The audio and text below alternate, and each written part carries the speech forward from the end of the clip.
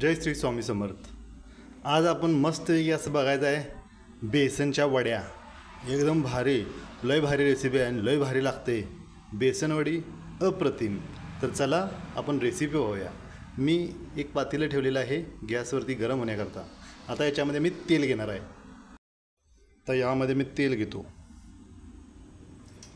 2 kilo बेसनची मी बेसन वडी बनवणार आहे, त्यासाठी मी एवढं तेल घेतलेलं आहे। तेल असं चांगलं कडकडीत तापलं पाहिजे, कडकडीत असं कडकडीत तापणं घ्यायचं तेल। जरा बघायचं टाकून यात थोडंसं मोहरी तापले काय, अजून जरा तापायला पाहिजे, जरा थांबा, लगेच टाकतो। तेल आपलं मस्त कडकडीत तापले। मग आता फोडणीसाठी काय घालायचं आपण, जिरे, असं जिरे घालायचे। मग लगेच घालायची मोहरी, हे बघा मोहरी। मग घालायचा कढीपत्ता, जरा कढीपत्ता मोडून असं तोडून घालतो, म्हणजे जरा आणि जरा चांगला फ्लेवर येते। हे बघा असा कढीपत्ता। मग आत्ता कसं मजा आली, कसं वाजते ताड ताड ताड ताड, मगच मजा येते, त्याची मजा येते। आणखी थोडा घालतो कढीपत्ता। मग आता ह्याच्यामध्ये घालतो थोडी हिंग। हा हा हा हा, काय मस्त वास यायला लागलाय, असं वाटतं हे तेलच प्यावं, तर पिऊ शकत नाही हो, कसं पिणार तेल, लय भारी वास यायला लागला। आता घालतो मी थोडा मिरचीचा ठेचा, म्हणजे खरडा हो आमचा इकडचा, एक नंबर। बस आता मी याच्यामध्ये घालणार आहे आलं, लसूण आणि कोथिंबीरची मी पेस्ट करून घेतलेली आहे, ही अशी, ती पण याच्यामध्ये घालणार आहे। चांगलं मिक्स करून घ्यायचं, झालं असं। हा हा हा हा हा, काय मस्त वास यायला लागलाय। याचं आलं लसूण पेस्ट, आलं लसूण आणि कोथिंबीर।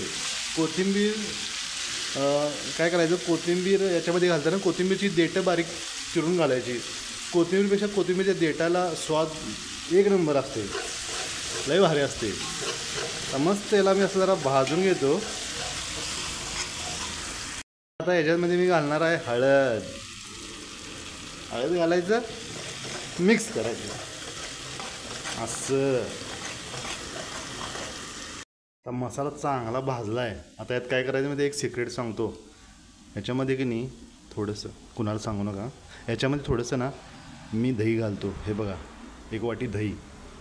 दह्यानं काय होते माहिती आहे काय, आपल्या बेसनवडीला चव अप्रतिम येते, अप्रतिम, एक नंबर लागते। आणि सगळं मिक्स करून घ्यायचं सगळं। तुम्ही लिंबू पण पिळू शकता, मी दही वापरतोय, कारण दह्याशिवाय पर्याय नाही हो, मला दही लय आवडते, त्यामुळे कशात बी दही घालायचं। अहो तुम्हाला सांगू का, मी पोळीत पण दही, पोळीबरोबर पण दही लावून खातोय, आवडते। आता हे मिक्स करून घ्यायचं चांगलं असं।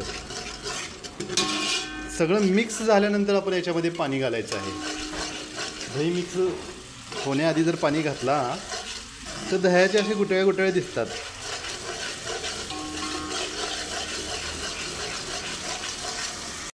आता यात मी घालणार आहे पाणी। हे बघा, एक गंज भरून पाणी घालतोय मी।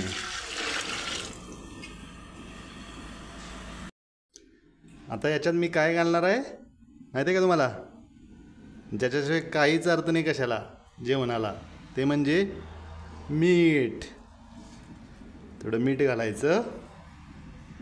आता अजून एक गोष्ट घालायची ज्यामध्ये, तुम्हाला माहिती आहे काय, जी घातली की नाही डिशची चवच अशी वेगळी होते हो, एक नंबर लागते। ती म्हणजे थोडीशी साखर, एक नंबर, थोडी साखर घालायला लागते।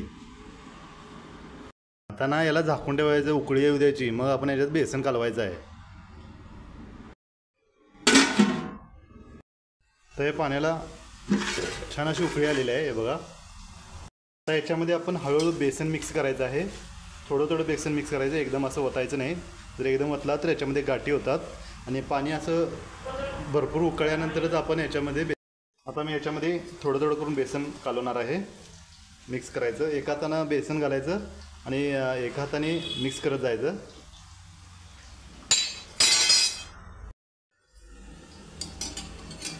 बेसन घ्यायचं असं आणि असं थोडं थोडं करून मिक्स करत जायचं।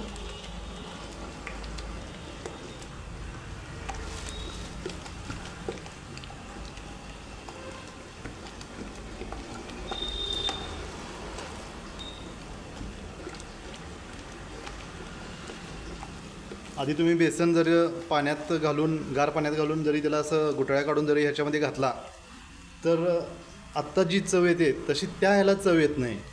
म्हणून हे गरम पाणी उकळत असतानाच आपण मसाला सगळा उकळत असतानाच ह्याच्यामध्ये बेसन मिक्स करायचं आहे. थोड्या गुठळ्या होतात पण एक दिवस एकत्र असं हलवलं की छान गुठळ्या सगळ्या फुटतात. अशा पद्धतीनं आपण सगळं पीठ याच्यामध्ये घालायचं आहे. घटसर असं होईल असं इतपत आपण पीठ याच्यामध्ये घालायचं आहे.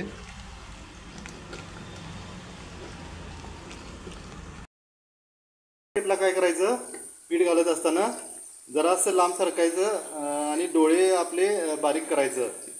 कारण का हे डोळे आपण असं बारीक करायचं, असं बारीक करून असं पीठ मिक्स करायचं. नाही तर काय होते हातावरती डोळ्यांवरती उडते, तेव्हा असं बारीक करायचं. कसं असं.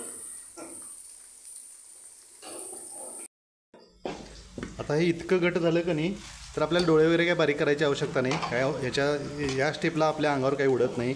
मग आपण कंटिन्यू इथून अजून थोडं थोडं पीठ ॲड करत जायचं आणि गॅस आपला थोडा मंद ठेवायचा, मोठा ठेवायचा नाही. नाहीतर काय होते खाली लागू शकते, आपलं बेसन हे सगळं खाली लागलं तर आपल्या बेसनची पूर्ण चव बिघडू शकते.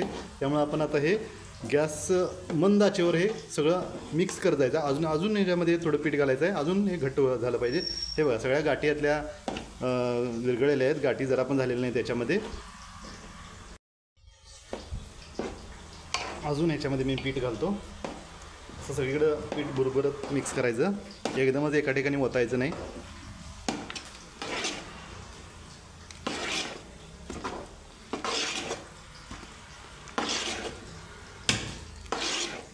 अजून थोडं पीठ घालणार आहे मी. बरोबर 2 किलो पीठ वापरलेलं आहे याच्यासाठी मी.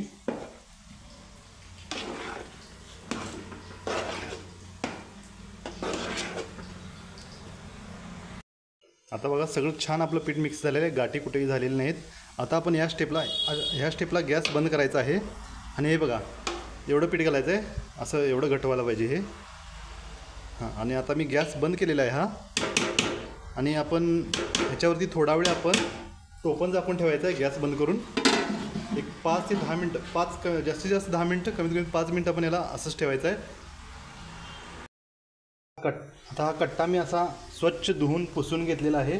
आणि याला मी असं थोडंसं तेल लावून घेतो आहे सगळीकडं.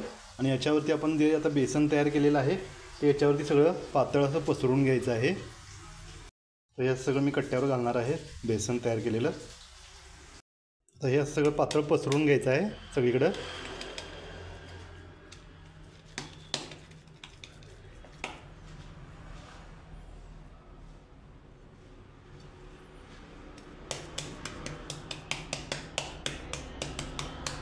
थोडंसं गरम आहे तोपर्यंतच पसरून घ्यायचं आहे व्यवस्थित. आता असं आपण हे कट करायला घ्यायचं आहे.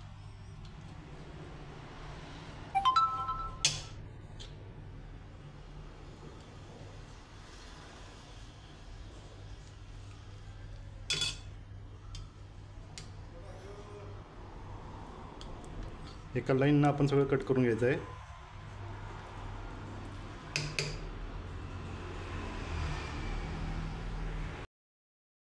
आता याच्यावर आपण खोबरं कोथिंबीर मारायचं सगळीकडं. खोबरं कोथिंबीर मारून घ्यायचं. पहिला वड्या कट करून घेतल्यात मी सगळ्या, आणि मग याच्यावरून खोबरं कोथिंबीर मी घालणार आहे. त्याच्यावर खोबरं पण घालतो.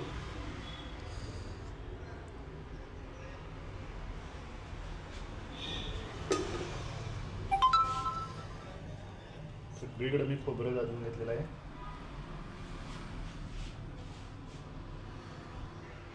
हे बघा आपल्या वड्या किती छान झाल्यात, एक नंबर झाल्यात सगळ्या वड्या.